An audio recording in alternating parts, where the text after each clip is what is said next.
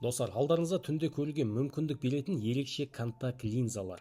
Олар түнгі көру көзілдірігі сияқты қараңғыда көруге көмектеседі. Ең қызығы, бұл линзалар көз жабық кезде де жұмыс істей алады. Бұл ғылыми фантастика сияқты естілгенмен, шын мәнінде бұл нағыз ғылыми жаңалық. Бұл технологияны Қытайдағы зерттеу зертханасы жасап шығарған. Жұмыс істеу принципі өте қызық. Әдетте адам көзі инфрақызыл жарықты көре алмайды. Біздің көру қабілетіміз шамамен 400 бен 700 нанометр аралығындағы жарық диапазонмен ғана шектеледі. Осы диапазоннан төмен жарық, мысалы ультракүлгін сәуле, бізге тікелей көрінбейді. Бірақ оның әсерін күнге күйіп қалу немесе терінің тез қартаю арқылы сеземіз. Ал 700 нанометрден жоғары жарық инфрақызыл спектрге жатады. Біз оны көре алмаймыз, себебі көзімізде мұндай ұзын толқынды қабылдайтын арнайы фоторецепторлар жоқ. Дәл осы жерде бұл линзалардың технологиясы іске қосылады. Линзалардың бетіне жағылған арнайы нанобөлшектер инфрақызыл жарықты сіңіріп, оны бірден адам көзі көретін жарыққа айландырады. Қарапайым тілмен айтқанда, сіз бұрын толықтай жасырын болған дүниелерді көре бастайсыз.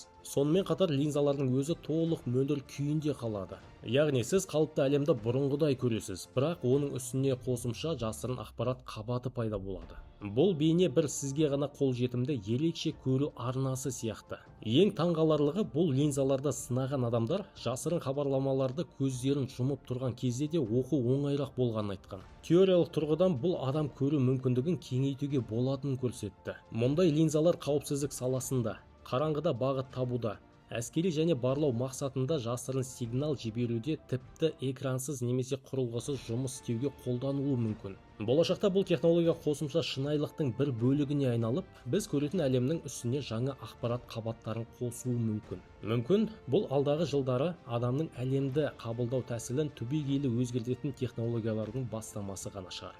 Ал сіздер қалай ойлайсыздар? Өз пікірлерін жазып кетіңіздер. Менің парақшама тіркелуді ұмытпаңыздар.